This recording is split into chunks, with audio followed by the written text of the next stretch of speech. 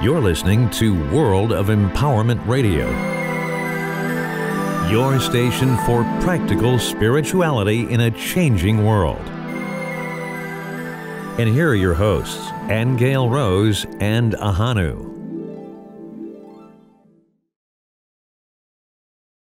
You're very welcome back. My name is Ahonu, and on behalf of Aingeal Rose, we welcome you to this Sacred Sites tour of Ireland, where we visited in the first part for our St. Patrick's Day presentation, Modern Ireland. And then we went back in time to visit Uisneach and the Cat Stone. We went to Newgrange and we took a look at Knowth and Dowth and the Stone of Destiny on the Hill of Tara. And then just before the break, we found ourselves in Downpatrick, the burial place of the three saints, St. Patrick, St. Brigid and St. Columkill.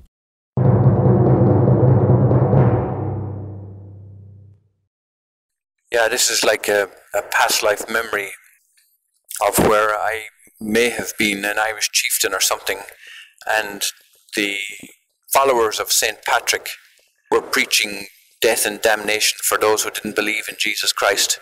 So it was an enemy that you couldn't fathom. In other words, the Church of Jesus Christ, as the way in the way that they preached it, was not something you could see or touch or smell or hear. It was an invisible force that promised death and damnation on anybody who didn't follow it. So it was very difficult to put a finger on who the enemy was.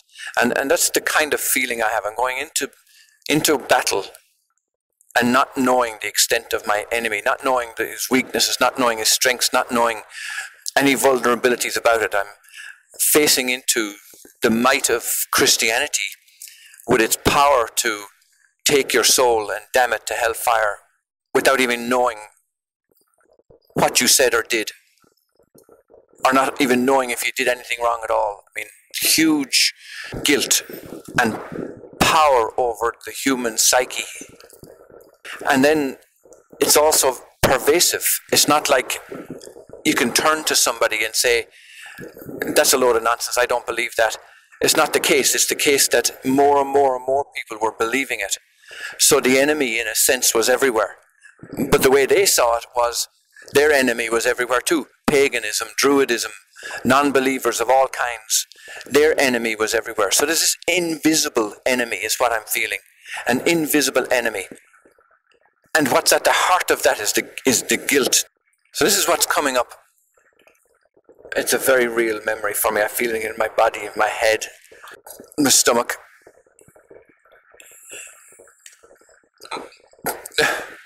So you'll be glad to know that the outcome of that was a wonderful transformation, actually. We now feel so much more wonderful about what has actually happened here and what is continuing to unfold with these energies in Ireland. Yeah, there was a great healing afterwards for Ahonu and myself from this experience. So, you know, in the topic of the whole guilt of religions is another whole evening, really, because we're not against Jesus, we're not against God's love or anything like that. This was a time, though, when the Vatican was appointing places that needed conversion, okay? And unfortunately, there was a lot of murdering going on for those who were not willing to convert. So this is where our issue is, or was. But Ahonu actually had a huge forgiveness event happen from visiting St. Patrick's grave. And as I mentioned, I had an incredible physical healing from the experience with St. Brigid. So, you know, it changed our perception completely. So we're sharing these experiences with you because this is the Ireland that I would love to introduce you to. See, so many tourists arrive in Ireland and they'll visit Guinness Brewery and that's a must, Ahonu. They'll see castles. It is a must indeed. That's part of the spirit of Ireland, I have to tell you. But you miss the earth energies. You miss that nurturing of the land. And unless you visit these places and are open to the possibilities, people report huge changes, So if you ever do get the opportunity to visit Ireland, seek out these sacred places. Seek out the places, what we call, where the veil is thin. And there are many places in Ireland where the veil is thin. And this is one of them. No, they don't actually know where they are on there. I mean, they have a stone that's to St. Patrick, but they're really not sure he's actually under there. They just know that the three saints are on the hill somewhere. Yeah, okay. That's actually what that plaque says, so I won't read it. It just says they're there, and that there's a stone there that actually marks St. Patrick's grave. I'm going to show it to you right now. So this stone marks St. Patrick's grave.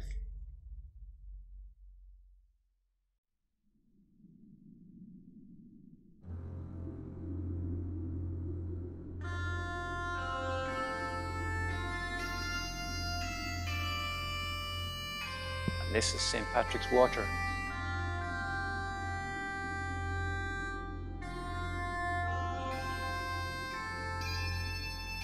And this is St. Bridgets Water from inside the cathedral, right at the altar point, at that intersecting point of the ley lines.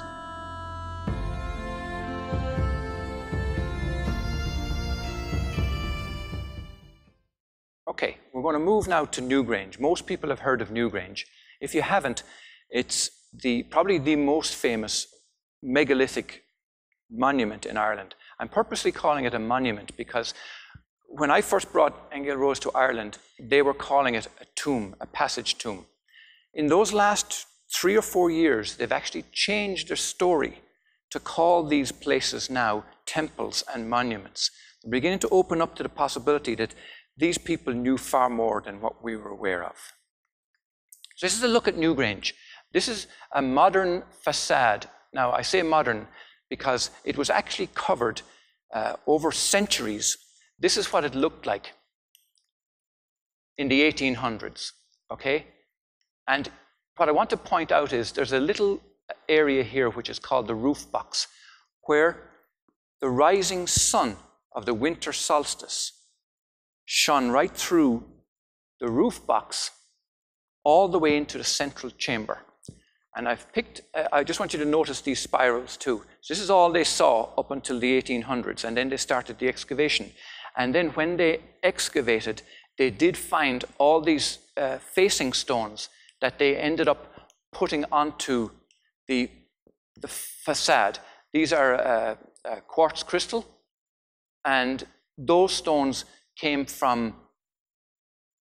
like 100 miles away. They're also egg-shaped. Yes, they're all naturally. Yeah, yeah.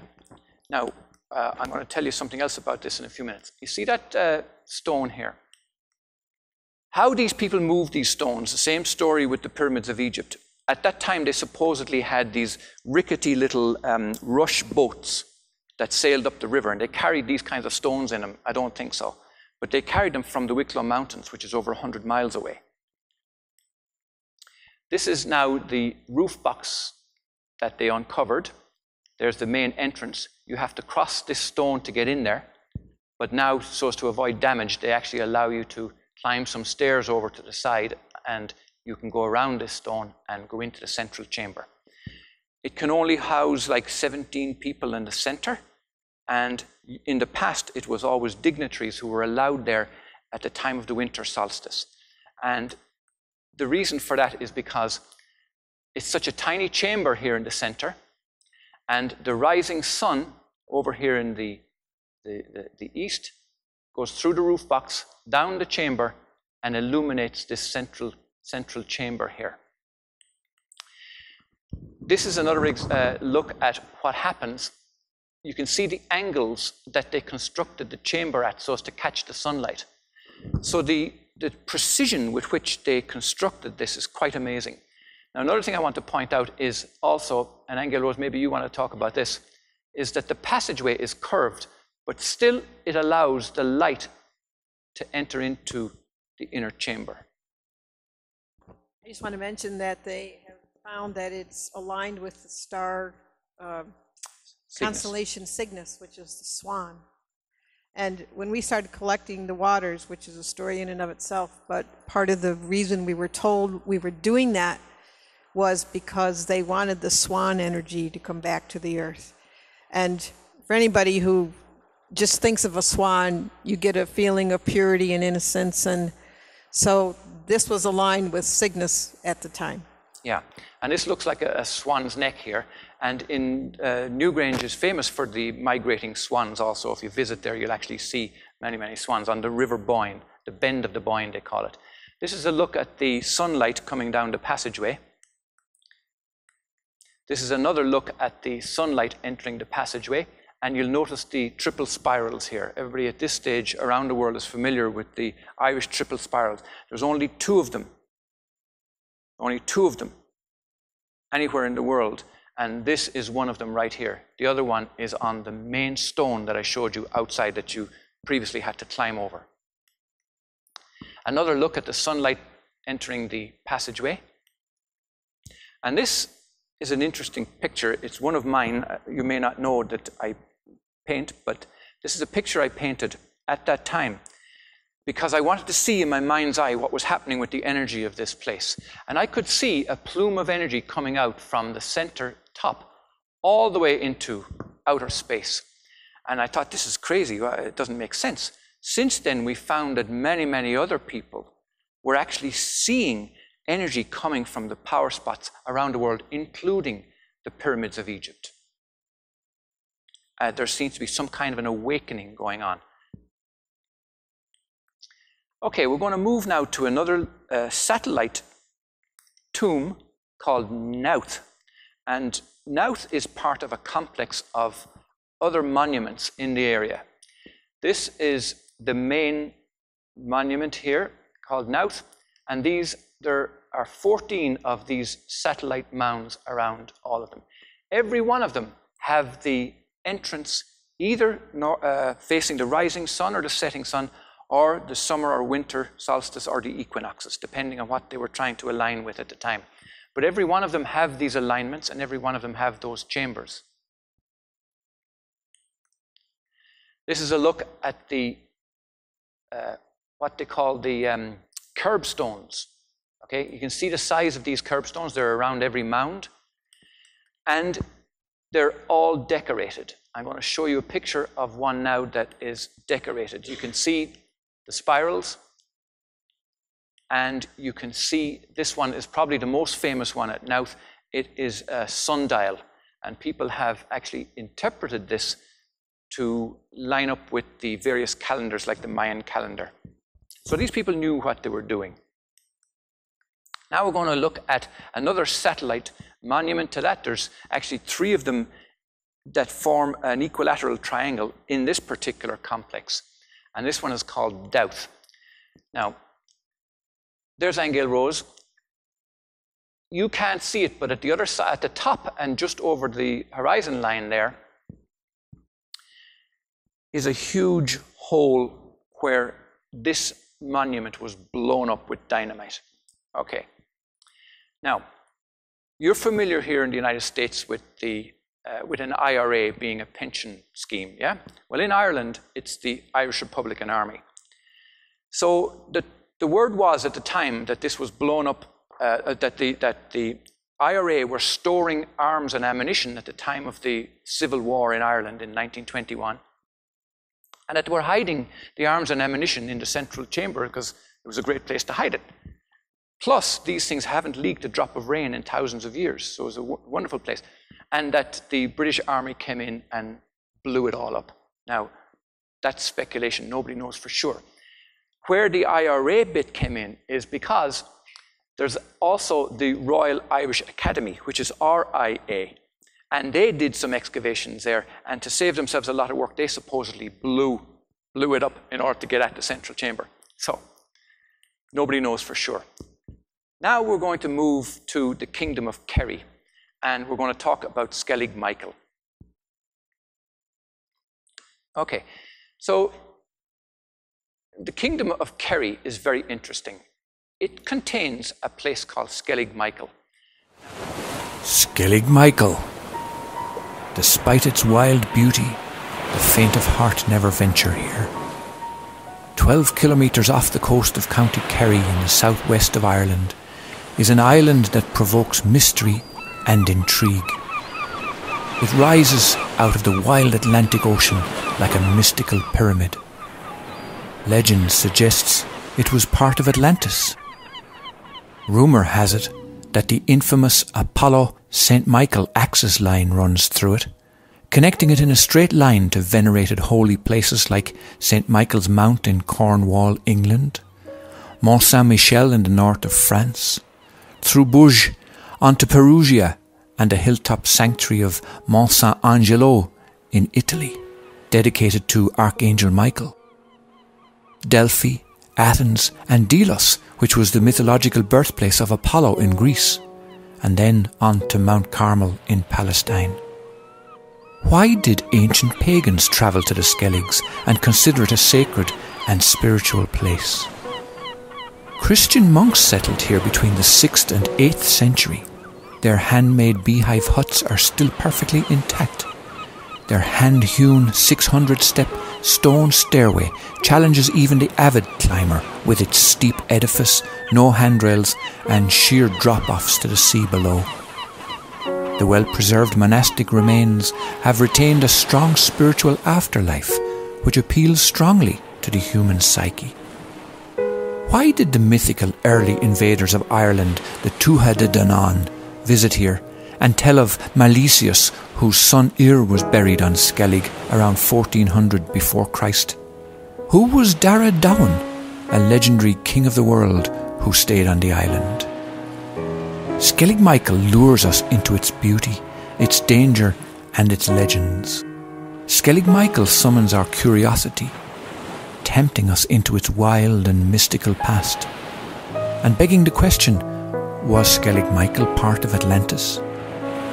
Prepare to be deeply moved and changed by the mystical beauty and ancient legacy of Skellig Michael.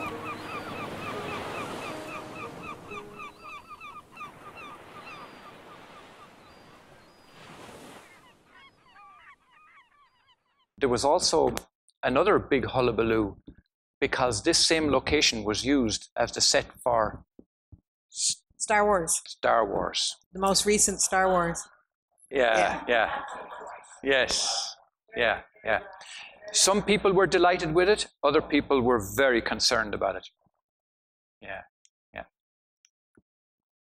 And because we want to have time for the water later. So we're going to go on to County Sligo. We're going to take a look at Knocknarea, Carrowkeel and Ben Bulben. Just want to mention briefly that to talk about these places is one thing, to be there is something else entirely. Because the land is so alive, it's so alive with the ancient energies that if you lived in Ireland in a past life, you're going to have a full-blown memory of who you were and what you were doing there. And, when Ahonu came to America, I lived in the Carolinas. I lived in Nashville. And, of course, it's beautiful mountains. And he said, as beautiful as these mountains are, they feel plastic to me. And I had no idea what he meant until I went to Ireland, because those mountains, they're alive with the type of energy that moves your heart. So that's what I think Ireland is. It's basically a heart place, and it is very sacred. So we can only give you a tiny little sample, but to be there is something else again, okay? And speaking of heart energy, this is probably why Ireland is known for the 40 shades of green, the color of the heart chakra. Okay, you want to mention about this? Tell the story? Yes. You see that little tiny nipple on top of that mound? That's a burial cairn. So I want you to keep in mind how big that is. So Ahonu didn't tell me where he was taking me, and we go through this little town called the Town of the Roses, and all of a sudden I get a view. This is the view I saw. And immediately I burst into tears. I was just overcome with some sort of emotion. Well, it turns out this is the burial cairn of Queen Maeve, who was an ancient goddess queen back in the day. And rumor has it that she is buried in the mound in her chariot. Standing upright. Standing up in her chair. I don't believe she's standing. I mean, I've had a vision of her. She's not standing up, okay? But the energy, once again, it's palpable. So what happens is, you can move on to the next one, okay, for a second. I think it might be Oh, it's the video? Yeah. Okay. We got a little video to show you. The people climb up this hill, and they will bring a rock with them to put on top of the cairn. Of course, Aingeal Rose was not going to carry any rock up this steep climb. No way. Ahonu could do it. But anyway, it's another one of those places that is so mystical and so powerful that you're just, not only is it gorgeous, I mean, the beauty of these places is unbelievable, but he's got a little video to kind of show you what the climb is like and what it's like from the top.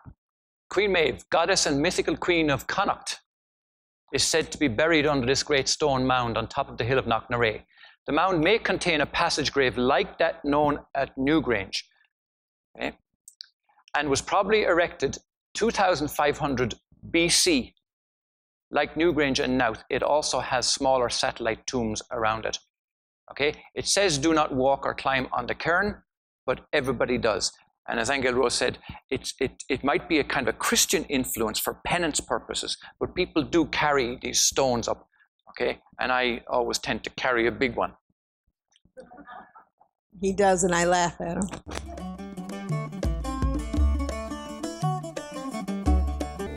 Down to land, what's the sailor's cry? Out of hand, till you came in sight. I'll raise a glass here to the years gone by, and all the times I've set aside. Down to land, but the fear has come in my hand. Can it ever last?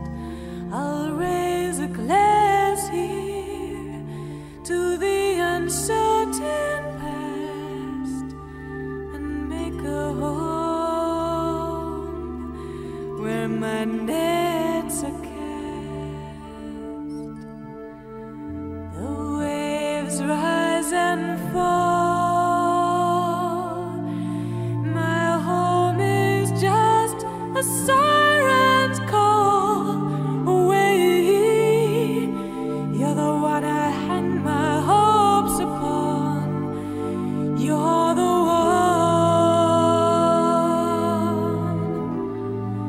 Down to land, steering by the stars.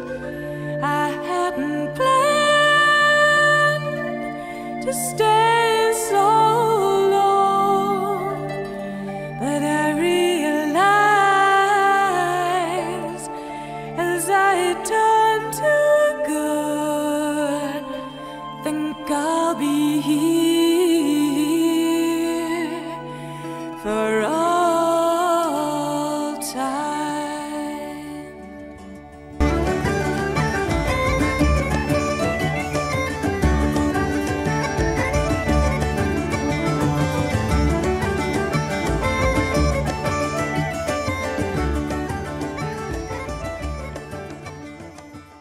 Okay, That's it. this is what happened. See Ahonu's big stone there? And Aingeal Rose's on the top? She didn't even carry that stone. She found it on the top and just... I'm not into penance, Ahonu. Okay, now we're going to take a look at this very interesting place called Carrowkeel. Carrowkeel is one. Let me say something first about this. I have to give you guys a visual driving into this place. Okay, this place is so big, this land, and that cairn that you just saw on top of Queen Maeve's, that stone cairn, this place has, I don't know how many hills dotted with cairns everywhere. And you just know that warriors are buried in there. You just know. So they actually look like nipples. They do, on top, which I think is interesting because it is very feminine. It's very maternal. And they're all those cairns are shaped round like a nipple. Okay, so go ahead. Yeah, this has the largest collection of megalithic tombs anywhere on the planet, and most of them are unexplored, unexcavated. You wanted to complain about the cross on the sign. Oh yeah. So these are megalithic tombs, but yet, supposedly tombs, but yet you'll find the signs all have this Christian marker on them. Nothing to do with Christianity at all. Keep in mind, when you see this road, you have to walk this whole length of this road to get to the cairns. You got sheep all around, and it's quite beautiful, actually. So this is the top, though. One of them. One of the cairns on the top. Now we have a UFO story, because I actually went into this. This is known as Cairn G. And I went into this passage in here while Aingeal Rose waited on the outside. And I had this weirdest UFO experience. I've never had anything like it since. But interestingly enough, she had the same experience on the outside. He was in there, and I was getting nervous. And I actually saw in the etheric a ship come down and land on top of the thing. And I thought, what am I, nuts? So he comes out and he says, geez, all of a sudden I got the worst headache in there. I had to come out. He was quite distraught because he was in pain. And so these are just images of what the cairns are like, by the way, in the inside. But anyway, I had a client come about a month later, an Oriental girl, and we told her we were up at Carol Keel, and she said, did you see any UFOs? And I said, well, actually, I did see a ship, and she said it's known for UFO sightings up there. So I found out I wasn't crazy. Interesting experience. Yeah, these are just some interior pictures of what the cairns are like inside. Right, Ahonu, you wanted to talk about that. Yeah, this is Carol Keel. This is the entire complex, and there's all these different mounds and monuments and graves. But interestingly enough, when you connect them all, you find this Star of David. Now, I leave you to make whatever you want out of that, but this is an example of the various kinds of alignments that these people were aware of. Now we're going to talk about Ben Bulben. Ben Bulben is a mountain in Sligo. This is what it looks like. It's imposing. And this is a very important place in Irish folklore, because you may have heard of Tristan and Isolde, yeah? You heard of those twin flame couples? Have you ever heard of Diarmuid and Grania? No. Diarmuid and Grania is another twin flame couple in ancient times. There was a chief of the Celtic clan called Fionn McCool, and Fionn McCool wanted to marry this young eligible girl, and she wasn't enamored with him. He was older than her father, so she fancied his warrior instead, and his name was Diarmuid. And Diarmuid didn't want to leave and do the dirty on his chief. So they decided to elope in the night, and they escaped away. And of course, Fionn McCool quickly made chase after them. And he chased this loving couple all over Ireland. And when you visit Ireland, you will find many place names and dolmens and standing stones and stone circles called Diarmuid and Grania's bed, where they would have stayed while the chieftain was in hot pursuit of them over many years. He eventually did catch up with them. And he had his way of catching up with Diarmuid and punishing him was to organize a boar hunt on the top of Ben Bulben. And he knew that Diarmuid couldn't resist but attend the boar hunt. But there was a prediction at the time that it would be a boar that would kill Diarmuid eventually. And sure enough, Diarmuid was injured by a boar. And the chieftain came to help him in his dying few minutes. And the chieftain brought him some water. But he purposely brought the water in his cupped hands, and he allowed the water to run from his cupped hands, so there was nothing there by the time he got to Diarmid. So he pretended to go to the well to get more water, and again he allowed it to run through his fingers. So he had no water for the dying Diarmid.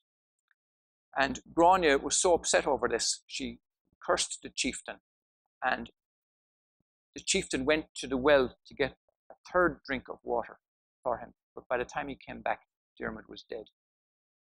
This is one of the sad stories of twin flame romances that are actually similar to those all around the world. Oh, I have to talk about this. This is a fairy forest, folks, a very real fairy forest. And I won't go into the story because I am conscious of time. But suffice it to say, when Ahonu was taking me to see Knowth and Dowth, before we got there, I said, we need to go down this road. And it was a different highway. And he goes, why? Well, that's not the way. I said, I don't know. We have to go down this road. So we go take a left turn. And next thing you know, we take a right turn. And we end up at this place. There are so many elementals in that forest that it was overwhelming. And so we call it the fairy forest. And actually, we did make a water from this forest. And the experience of it for us was we were underground under the roots of these trees, looking at all the communities of elementals that live under the roots and have their beds embedded in the roots. And the whole experience is a whole complete vision of what the community of elementals is like. Super, super powerful place. So we had to stick the fairy forest. There are many fairy places all over Ireland. In fact, there's a race course called Fairy House. And there are various place names called Fairy something or another. In fact, there's a place in County Clare, an Irish name is called Labanashida, which means the bed of the fairies. And this is a different fairy garden. It's very well known. It's actually, the gate is actually in this brush, and if you didn't know it was there, you wouldn't see it. But when you go through there, it's a bit of a trek, but it opens up into this huge rock face opening that's kind of shaped. So that's another place where fairies are known to coagulate, let's just say. Now, no place would be complete in Ireland without having some spirit.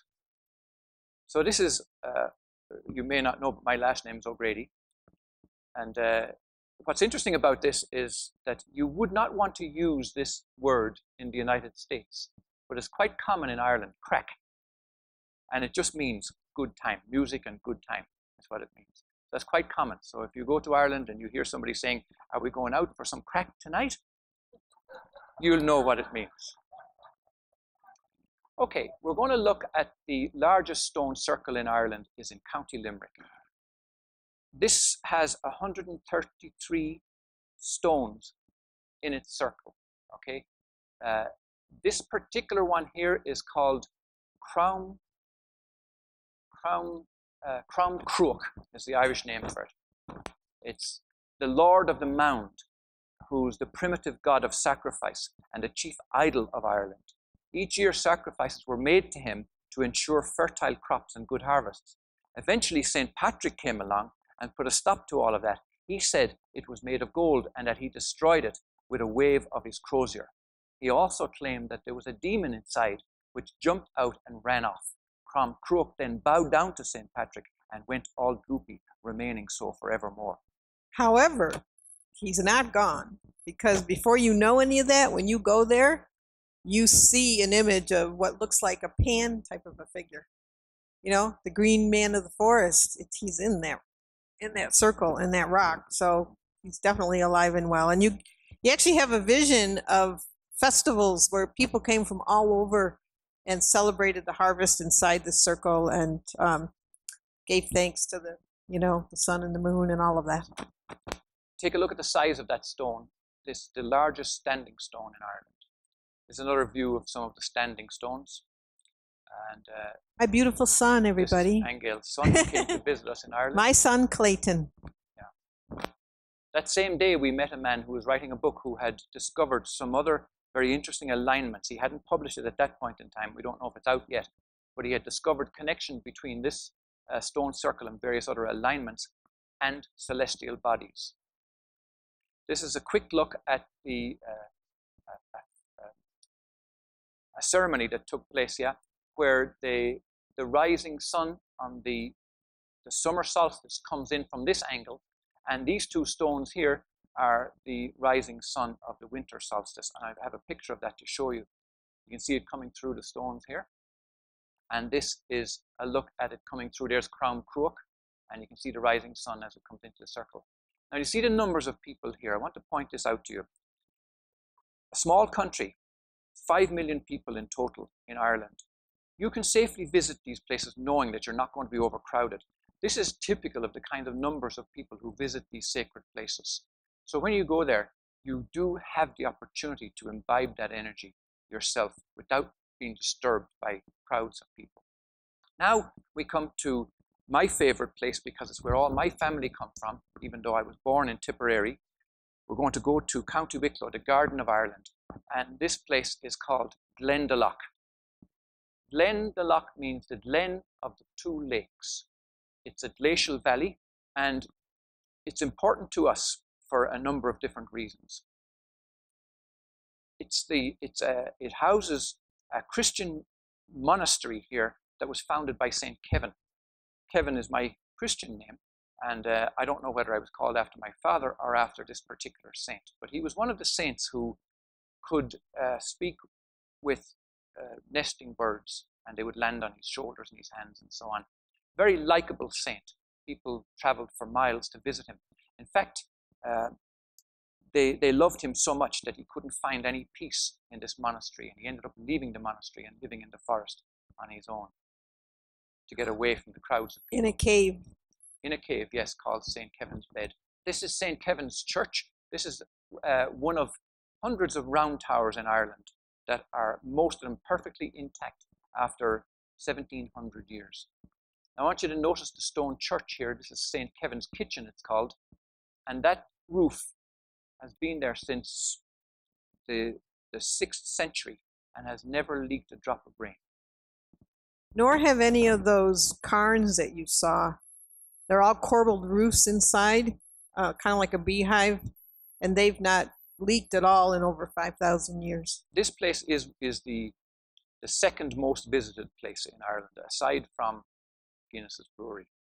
What's interesting about Glendalough and those churches is that they contain what's known as a Sheila na gig. A Sheila na gig is a pre-Christian pagan impression of the womb of creation. You can see the genitalia of the female here. Why this is important is because one of the ways that Christianity managed to get a foothold into the pagan way of life was to bring some of those pagan emblems, symbols, and rituals with them. This is on the entranceway into the Christian church at Glendalough, where the monks and the priests would actually go under her or through the vagina into the womb of creation to say their mass. This was the only way they could get their followers to come with them. I want to talk for a second about the architecture here. This is a prime example of the first relieving arches in construction that's anywhere in the world in stone construction. And many, it's in ruins now, but many churches were built using the same architectural style after that. Aingeal Rose, when she first visited here, called it the Valley of Peace. And so it is. There's a road runs right along the edge of the lake, all the way up that mountain, all the way up there. But while we were walking along that road, Aingeal Rose said to me, "When were the Native American Indians in Ireland?" And I said, "Never." You need an American to come and give him a bit of I history. never knew of it. I never heard anything about it. And she said they were. Because ever since we've started walking along this road, I've had a Native American scout behind me all the way. Isn't that right? So I did some little bit of exploration, and I found indeed that there were Native Americans in Ireland. And they sent money to Ireland at the time of the Great Famine in Ireland. There was only 2 nations in the world that helped the Irish, even though you had a prosperous country called England right beside us, and in fact living in the country. who did nothing to help the starving Irish. The Choctaw Nation, even though they were on the Trail of Tears at that exact time, they saved $170 and sent it to the starving Irish, and blankets, which is an astonishing feat. The only other nation was Turkey, of all places, of all people, to help the starving Irish. So I managed to get Chief of the Choctaw Nation to speak to us about the Choctaw and the Irish connection.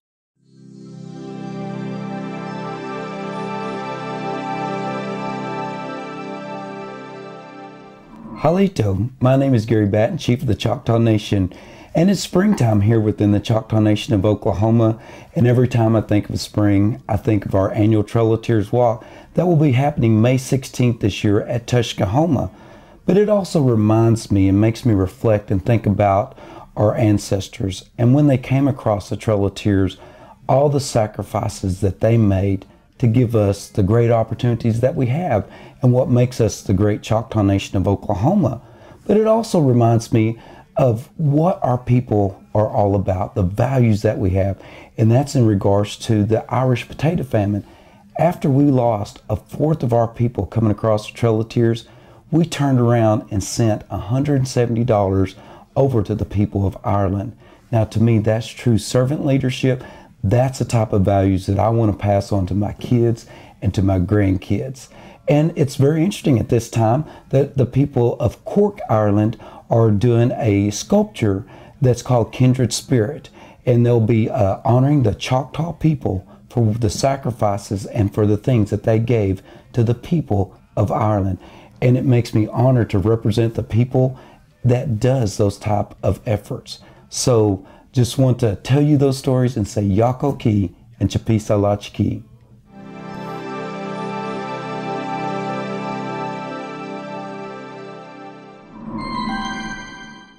Speaking of the spirit of Ireland, just in the last couple of years, they've founded a distillery there in Glendalough, the Glen of the Two Lakes. This is supposedly St. Kevin with these peaceful doves. And Aingeal Rose managed to enjoy some Guinness while she was there too. I want to draw your attention to this little plaque that's up on the wall here, because this pub is in a place called Hollywood. Now, everybody considers Hollywood in California to be the origin of Hollywood, but in fact it's not. It was Hollywood in County Wicklow, in fact in that pub, because that's really all that's there. There's a pub, a church, and a post office. It can boast a name for well over 1,000 years before its Californian counterpart was ever heard of. Stranger still, it was a local immigrant from here, Matthew Girk, who christened the Los Angeles suburb with the name of his native place. Matthew Girk made it big in business over there and owned a racetrack, and his grand uncle, Jim Girk, was the long-serving sub-postmaster in Hollywood for many years. And the family still owned it actually up to a short few years ago. They have the Hollywood sign there on the hill too, the same white Hollywood sign. So it is the original Hollywood. It's a tiny little blink of an eye place, but I'll tell you, Hollywood Inn, if you get over there, has the best fish you'll ever taste. Best fish and chips. Now we're going to go to County Roscommon and a place called Uisneach, which is the Cave of the Cats. That's what that means, the Cave of the Cats. When we were in Ireland that last time, we were seeing black cats everywhere. Couldn't figure out what was going on. We just follow our guidance, follow our intuition. And we came to this place called Crumbcrumb. And before I go into that, I just want you to point out this little place here called Knock. Knock, as you've seen from Knock na Ray and various other place names, means hill. So you have English place names now called like Knock here, but the Irish name means the Hill of Mary, or the Hill of Allen, or the Hill of Slane, or the Hill of something else, you know. So you'll get this anglicization that goes on that has no resemblance to its original meaning.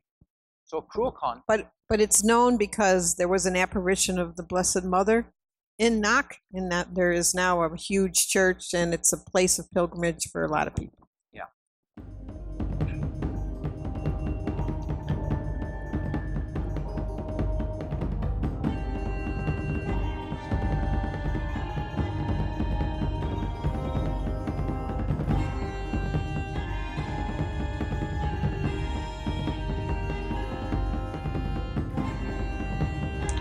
This is the entrance to the underground cave called the Cave of the Cats.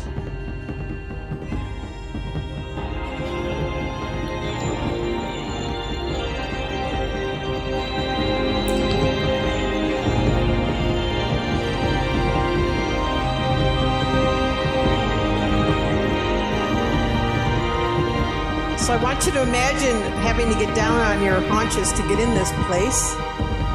Originally it had a huge yew tree on top of it. So it has a 12-foot long passageway that's horizontal. It's pitch black that you have to crawl down to get to the inside of the cave. So of course Aingeal Rose sent Ahonu in there. I had to go in there. When you first crawl in, there's an ancient lintel across the entrance that has Ogham writing on it. And remember Queen Maeve that we talked about at Knocknaray? There's stories of her having a palace nearby, and the Ogham writing is to her son. It has the message, I don't know what it says, but it's all still in place. So this is Ahonu trying to film what it's like inside as he was making his way in, so we could have a water from it. We understood why we were seeing all these cats, because it's called Uisneach, which means the Cave of the Cats. Story is that Queen Maeve had 3 warriors and she could only choose one, and she sent the 3 of them into the cave, and there were cats in there, and the idea was that the one who survived the night without the cats eating their dinner would become her warrior, and there was only one who managed to survive it. It's the entrance to the other world, not the underworld. Yeah, which is where the She come through, which is the fairy kingdom.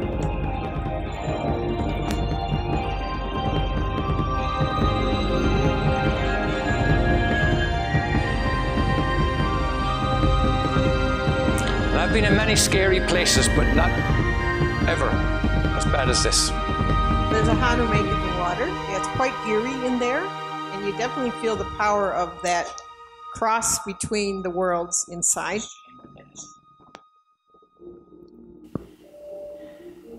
Their history and their legacy. I'm here. Hello. You there? Yeah, I'm here. Aingeal Rose was freaking out. She thought I was lost and gone forever.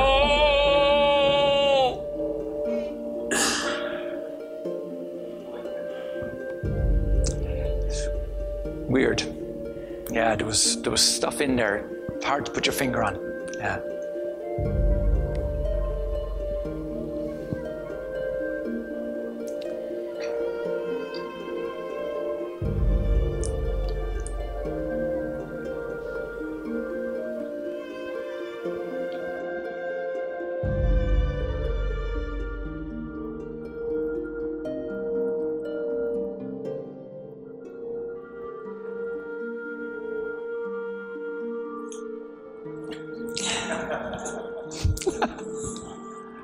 Waiting for her beloved to return safely. Yes, exactly. The darkness. Follows in the earth. Coming out of the darkness. Bowels of the earth. Ahonu tried to crawl out of Uisneach. The cave. This is Ahonu trying to crawl out of Uisneach. Scary in there. The cave of the cats. Boy, it's dark and scary in there. It's like a tomb.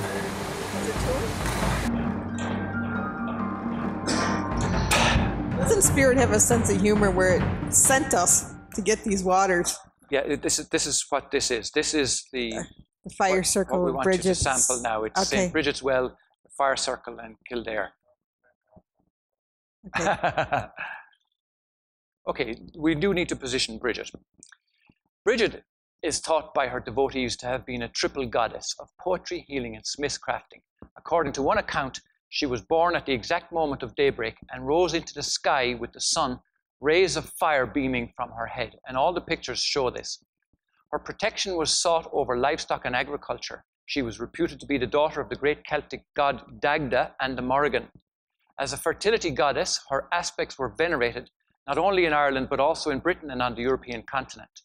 The Celtic festival of Imbolc, marking the beginning of spring, midway between the winter solstice and the spring equinox, coincides with the 1st of February, the feast day of Saint Brigid. It's the first day of spring in the northern hemisphere, where we are anyway. And according to legend, she and her 19 virgin priestesses, called Daughters of the Flame, kept the blaze constantly burning in her original fire temple.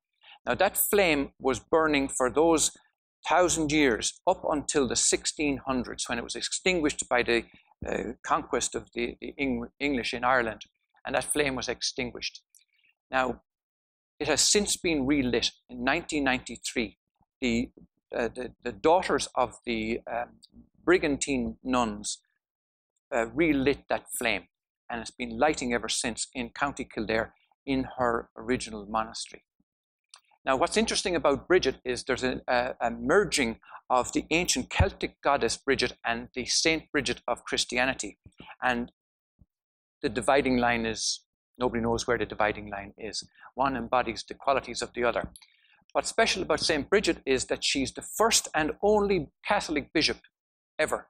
There never has been one before or after. And it happened quite by accident. Female. Did I say female bishop?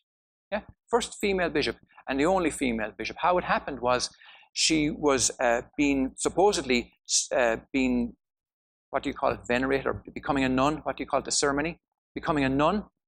And the bishop or the cardinal who was performing the ceremony read the wrong words, read the wrong ceremony, but he couldn't take back the words. They were said, and she was elevated to the status of a bishop. The king, the local king at the time, later converted to Christianity. How she did that was because she came to him and said, "I need some land to build a monastery and a convent and build this and that." And he said, "I have no land to give you, or I'm not going to give you anything. Go away." And she said, "Look, I need to help the local people. Will you give me the amount of land that is covered by my cloak?"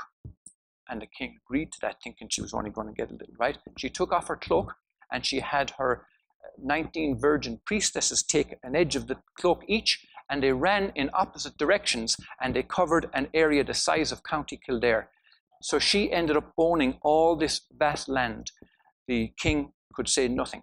He just converted to Christianity right there and then. There's countless stories about St. Brigid. One of the wonderful ones is about the fire circle, of course, and we took a water from there, and the St. Brigid's cross.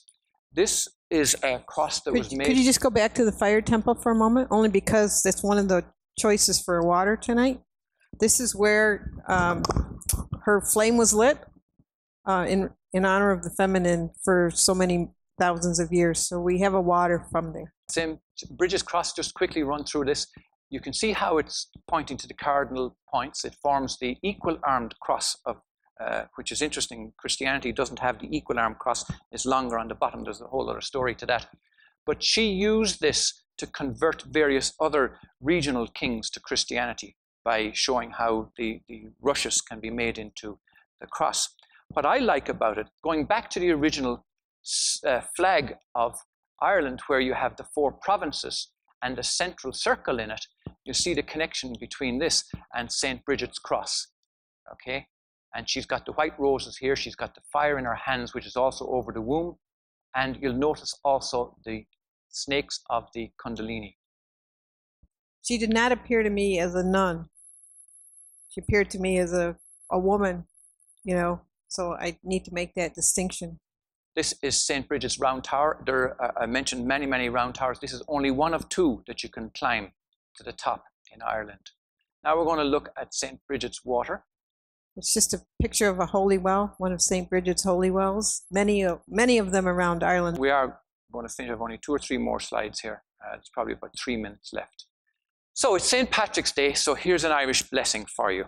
It says, "May the road rise to meet you. May the wind be always at your back. May the sun shine warm upon your face, the rain fall soft upon your fields, and until we meet again, may God hold you in the palm of his hand."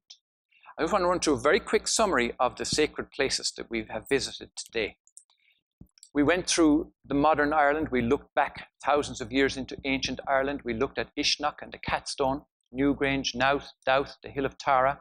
We went to Downpatrick. We saw the 3 Saint burial place. We went to Skellig Michael, the beehive huts, Carrowkeel with all the cairns, Ben Bulben, the story of Diarmid and Grania, Knocknarea, Queen Maeve, and we looked at the largest stone circle in Ireland. We went to Glendalough, the Garden of Ireland, and you saw me find my way out of the Cave of the Cats there in County Roscommon. And then we looked at St. Brigid's Fire Temple. The last thing I want to show you is to bring this full circle. This is only a 2-minute video, but it's a gift to you from National Geographic. Why would you come to Ireland just to drive along our country roads?